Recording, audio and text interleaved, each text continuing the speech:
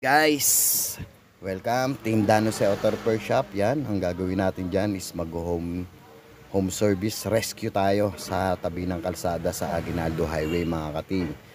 Yan po, kung mapapansin nyo, syempre bago kami sumugod sa aming home service, kailangan natin tanungin ng ating customer kung ano nangyari.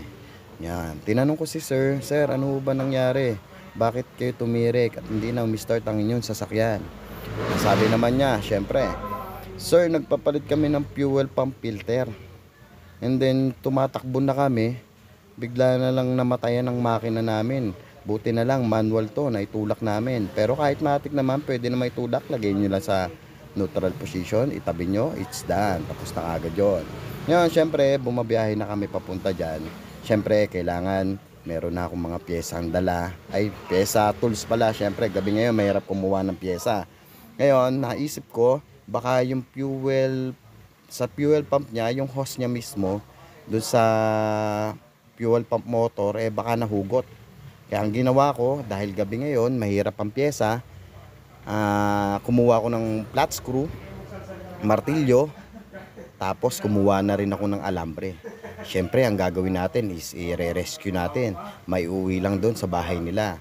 Pero siyempre, yung make sure na hindi na mahuhugot. Kaya ayun ang naisip kong troubleshooting na gagawin natin. Kaya nagdala na ako ng mga ganong tools. Meron tayong dilalang alambre dyan. Siyempre, kailangan nyo na. Baka mamaya nahugot, lagyan ko na lang alambre para mas matibay siya. Siyempre, pang ano lang natin yung pan-survive lang natin para makauwi si customer. And then sabi ko, pagka doon ang problema is possible magpapalit tayo ng fuel pump assembly na. Kasi kadalasan dyan sa nare-rescue namin is yung nagpapalit ng fuel pump filter is lumuluwag yung pagka-fit nila kahit meron silang pang fit sa fuel hose. Okay mga ka-team, yan. Kagaya niya, bumabiyahe na naman kami. Katatapos lang namin sa shop, katatapos lang namin magtrabaho. Pero syempre, may nangangailangan ng tulong ng Team Danose, kaya pupuntahan natin yan. Yan, kung mapapansin nyo, nasa Aguinaldo Highway na kami. Medyo mahaba-haba yung biyahe namin dyan para makapagkwentuhan na rin tayo, mga ka-team. Yan, yung paliko na kami dyan, banda dyan, medyo kinat ko na. Tapos mabilis lang yung video natin para malaman nyo. Ganito po kung paano kayo mag-rescue. Kailangan tanungin nyo muna si customer, ano nangyari, ano huling ginawa. Okay? Ngayon, ang ginawa natin yan, nasa madilim, naigilid nila, chinekaga natin yung fuel. Yan, kung mapapansin nyo, tinanggal ko yung sa supply ng fuel niyan, and then pina-on position ko yung ating fuel pump. Yung ating ignition, nagpa-ignition on tayo, pansin natin na walang lumalabas. Kaya kumpirmado, may nahugot na hose dyan. Kaya ang ginawa namin dyan, mga ka-team, binaklas ko na yan. Yan, medyo iniksiyan ko na yung video. Kaya ito yung tsura niyan. Yan, kung mapapansin nyo yan, kinabit ko na kasi yun. Yan, ay, hindi pa pala. Yan, kinabit ko na ngayon yun. Ayun yung nahugot niya. Yung sa mismong fuel pump motor hose. Tapos syempre gagawa natin ng paraan yan. Sabi ko nga sa inyo, gabi na ngayon, wala na tayong makukuha na ng pyesa. Kailangan natin mai-survive yung sasakyan, maiuwi ng maayos, at para rin makauwi rin si customer dahil halos 1 oras mahigit sila naghihintay sa amin bago namin mapuntahan kasi may tinapos pa kami sa shop. Pero pinuntahan pa rin namin yan. Syempre, dala ko ang aking tools, ang aking pyesa na alambre. Kaya po nagmamahal ang alambre dahil ginagawa namin pyesa. Pero syempre, wag niyo kami i-bash, mga katim, ha. Ginagawan lang namin ng paraan po yan. Ginagawan lang po namin ng paraan yan para rin may survive at makauwi. Ngayon, mga katim, pansinin nyo, pinuputol ko po yung ating dyan, ang ating alambre. Yan, ipipit lang natin, tapos igitin na, ilalagay na natin. Kung mapapansin nyo, sa fuel hose na yan, mayroon parang kanal-kanal na yan. Kaya hindi basta-basta mahuhugot yan.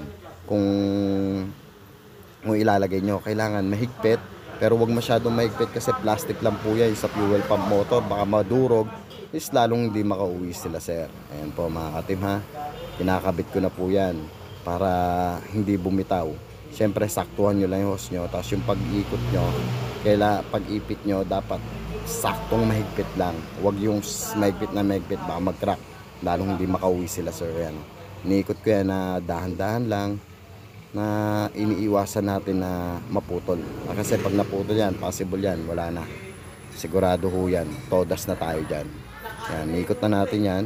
Tapos ang gagawin ko dyan, itratry ko na mahilayin yan. Dapat ang gamit ko dyan is long nose. Ang kaya lang monkey flare ang dinala natin. Nagkamali tayo ng dala, pero magagawa ng paraan yan.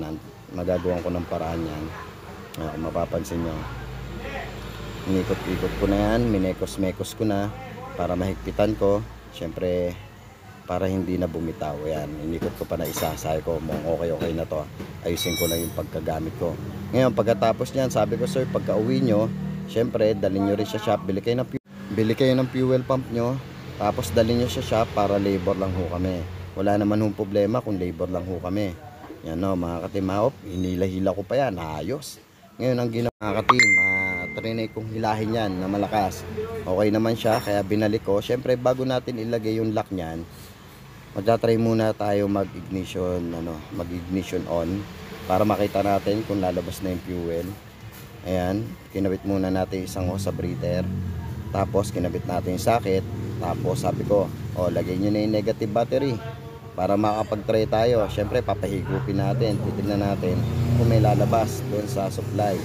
Ayan on, may lumabas konti. Tapos sumunod, isa pa, hugot susi, tapos on position. Yon, meron na, nadali na ng mga mangyan. Tapos ngayon syempre tinanggal ko ulit yung isang hose kasi kakabit natin yung lock. Ayan, tinanggal ko na, tapos kakabit natin. Make sure na dahan-dahanin nyo lang po pagbaklas sa pagkabit. Bago kasi mamaya maputol yung pinaka hose na yan, yung pinaka kinakabitan ng hose na yan, sigurado ho, laking gastos lalo, papalit tayo. Saka baka hindi tayo makaalis pagka naputol yan. Okay, ngayon sabi ko, okay, bibirahin na natin ng flat screw. Sabayan mo naman ako doon sa kabila para halos sabay tayong dalawa. Alalayan mo yan para mas mabilis nating mailak. Ngayon sabi ko, sige, bira. Habang binibira namin yan na may konting dahan-dahan, syempre para walang ma-damage o baka mabutas yung fuel tank natin, is malaking problema sa may-ari yan. Syempre kailangan smooth pa rin ang mga galawan natin yan mga ka-team ha. Yan, tapos hanggang naikabit na namin yan. Okay, pagkakabit namin yan, syempre kinabit na natin yung mga hose. Tapos kinabit na rin natin yung sa supply na yan. Okay, yung pagkakabit natin. Okay mga team, pupunta na tayo. Try to start na natin ang ating rescue. Kung successful na po ba. Ayan, pupunta tayo dyan sa driver side. Ayan, tinignan ko pa kung saan tayo magre-rescue. Ayan, trinay na natin yan. Ang ginagawa ko dyan mga ka-team, nag-on position ako, tapos ugot na susi, on position para makatulak agad yung ating gasolina doon sa ating supply papuntang injector. Yan, on position ko. Kailangan pag on position, hugot na susi, tapos on position ulit para gumana po yung ating fuel pump, para hindi rin mahirapan si starter. Kasi we start mo yan, mahaba masyado yan, kaya kailangan makatulak muna yung gasolina. Yan, i-start na natin yan. Yung i-start na, syempre hindi pa pala yan. I-start ko na yan, pansinin nyo, umaandar na. Syempre ako si Boy Bomba, tinitignan ko kung okay na. Okay mga ka-team, makakauwi na ang ating ni-rescue.